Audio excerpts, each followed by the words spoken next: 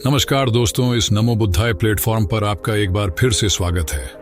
दोस्तों, क्या आपने सोचा है कि जब कोई आपका अपमान करे तो क्या करना चाहिए? इसके लिए आप सबसे पहले शांत रहें और गहरी सांस लें। तुरंत प्रतिक्रिया देने से बचें। उनकी बात को व्यक्तिगत रूप से न लें और विनम्रता या मौन से स्थिति को संभालें। यदि अपमान बार बार हो तो ऐसे व्यक्तियों से दूरी बना लें, क्योंकि यही सही रास्ता हो सकता है। और हमेशा याद रखें, आपकी गरिमा और आत्मसम्मान आपकी सबसे बड़ी ताकत है। किसी की नकारात्मकता को इसे प्रभावित न करने दें। इसको अच्छे ढंग से समझने में आज की कहानी आपकी काफी मदद करेगी। दरअसल बहुत समय पहले की बात है। निकुंज नाम का एक युवा एक छोटे से गांव में रहता था। वह स्वभाव से बहुत ही शांत और मिलनसार था, लेकिन उसमें एक कमी थी। वह बहुत ही संवेदनशील था। दूसरों की बातों का उस पर बहुत जल्दी असर हो जाता था। अगर कोई उसकी थोड़ी भी आलोचना कर दे तो वह परेशान हो जाता था। एक दिन गांव के मेले में निकुंज अपने दोस्तों के साथ घूम रहा था। तभी एक मोटे और दबंग आदमी ने उसे धक्का दे दिया। निकुंज नीचे गिर गया और उस आदमी ने उस पर हंसते हुए कहा, अरे यह तो गिर गया, कितना कमजोर है यह। निकुंज को बहुत गुस्सा आया, लेकिन उसने कुछ नहीं कहा। वह चुपचाप खड़ा हो गया। उसके दोस्त उस आदमी से लड़ने के लिए आगे बढ़े, लेकिन निकुंज ने उन्हें रोक दिया। वह जानता था कि लड़ाई से कुछ नहीं बदलेगा, लेकिन उस अपमान की आग उसके दिल में धधक रही थी। वह खुद से सवाल कर रहा था, कोई अपमान करे तो क्या करे? उस रात निकुंज को नींद नहीं आई। उसे बार बार उस आदमी की हंसी याद आ रही थी। वह बेचैन हो गया। उसे समझ नहीं आ रहा था कि वह इस अपमान का सामना कैसे करे। उसे यह भी लग रहा था कि शायद वह सच में कमजोर है। अगली सुबह निकुंज एक पुराने पेड़ के नीचे बैठा था, जब उसने एक बूढ़े साधु को वहां आते देखा। साधु ने उसके चेहरे पर उदासी देखी और उससे पूछा, क्या हुआ बेटा, तुम इतने परेशान क्यों हो? निकुंज ने साधु को कल की घटना के बारे में बताया। उसने कहा, मुझे समझ नहीं आ रहा कि मैं इस अपमान का कैसे सामना करूं। मुझे लगता है कि मैं सच में कमजोर हूं। साधु ने मुस्कुराते हुए कहा, बेटा, अपमान एक अग्नि परीक्षा है। यह तुम्हें कमजोर नहीं बनाती, बल्कि तुम्हें मजबूत बनाती है। यह तुम्हें यह सिखाती है कि तुम कौन हो और तुम क्या हो सकते हो। निकुंज ने हैरान होकर पूछा, लेकिन कैसे बाबा? अपमान तो दर्द देता है। साधु ने कहा, हाँ बेटा, अपमान दर्द देता है, लेकिन यह दर्द तुम्हें दो विकल्प देता है। या तो तुम इस दर्द में डूब जाओ, या तुम इस दर्द का इस्तेमाल खुद को बेहतर बनाने के लिए करो। यदि तुम इस दर्द में डूब जाओगे तो तुम कमजोर हो जाओगे, लेकिन अगर तुम इस दर्द का इस्तेमाल खुद को प्रेरित करने के लिए करोगे तो तुम मजबूत बन जाओगे। लेकिन मैं कैसे खुद को अपमानित होने से रोकूं? निकुंज ने पूछा। साधु ने जवाब दिया, तुम दूसरों को तुम्हें अपमानित करने से नहीं रोक सकते, लेकिन तुम यह जरूर तय कर सकते हो कि तुम उन अपमानों का जवाब कैसे दोगे। यदि कोई तुम्हें अपमानित करता है तो तुम्हें खुद पर गुस्सा नहीं करना चाहिए। तुम्हें खुद को कमजोर नहीं मानना चाहिए।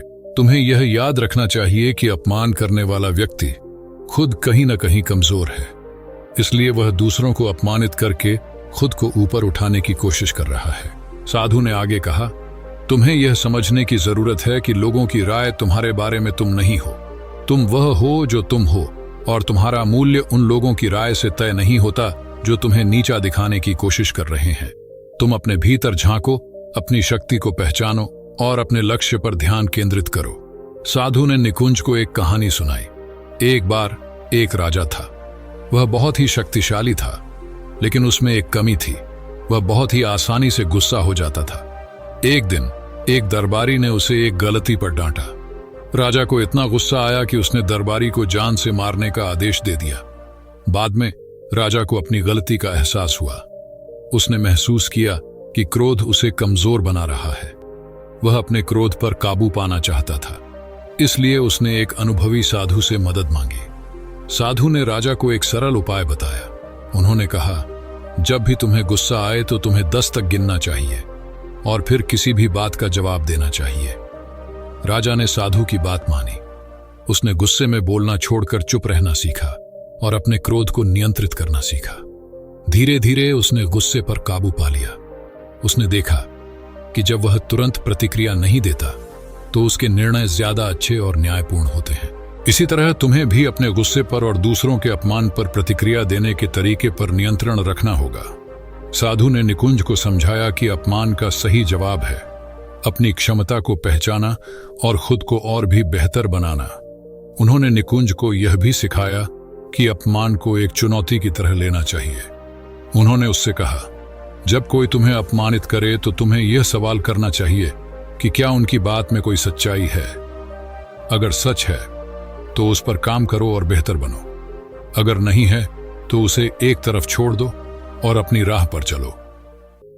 निकुंज ने साधु की सारी बातें ध्यान से सुनी। उसे समझ में आ रहा था कि अपमान को कैसे लेना चाहिए। उसने तय किया कि वह अब कभी भी किसी के अपमान से परेशान नहीं होगा, बल्कि वह हर अपमान को एक चुनौती की तरह लेगा और खुद को बेहतर बनाने की कोशिश करेगा। उस दिन के बाद से निकुंज एक नया इंसान बन गया। जब कोई उसे अपमानित करता तो वह गुस्सा नहीं होता, वह उस अपमान को एक चुनौती की तरह लेता और खुद को बेहतर बनाने पर ध्यान देता। उसने खुद को मजबूत बनाया। वह एक कुशल कारीगर बना और अपने गांव में सबसे लोकप्रिय व्यक्ति बन गया। उसके विनम्र स्वभाव और मददगार रवैये के कारण सभी उसका सम्मान करते थे। साधु की शिक्षाओं ने निकुंज की जिंदगी बदल दी। उसने समझ लिया था कि अपमान एक अग्नि परीक्षा है और इस परीक्षा में वही पास होता है जो अपने आत्मसम्मान में दृढ़ रहे और खुद को बेहतर बनाने के लिए दृढ़ संकल्प ले। वह जान गया था कि कोई अपमान करे तो क्या करें का सबसे अच्छा जवाब है खुद को बेहतर बनाना और मजबूत बनाना। उसने यह भी जाना कि लोगों के विचार सिर्फ उनकी राय हैं और उसे अपने लक्ष्य पर ध्यान केंद्रित करना चाहिए। निकुंज ने अंततः उस आदमी को भी माफ कर दिया था जिसने उसे अपमानित किया था। उसने दया और सहानुभूति को चुना था। निकुंज की कहानी एक मिसाल बन गई और लोग उससे सीखने लगे। इस कहानी से हमें यह सीख मिलती है कि अपमान एक ऐसी स्थिति है जो जीवन में कभी न कभी आती ही है। महत्वपूर्ण यह है कि हम उस चुनौती का जवाब कैसे देते हैं। हम या तो निराश हो सकते हैं और हार मान सकते हैं, या हम इसे खुद को बेहतर बनाने के अवसर के रूप में उपयोग कर सकते हैं। सही चुनाव हमेशा खुद को बेहतर बनाने का होता है। तो ये थी आज की कहानी। अगर इस कहानी से आपने कुछ भी सीखा है और अगर ऐसी ही कहानियों के माध्यम से आप अपने जीवन में बदलाव लाना चाहते हैं तो आप हमारे चैनल को सब्सक्राइब कर सकते हैं। धन्यवाद।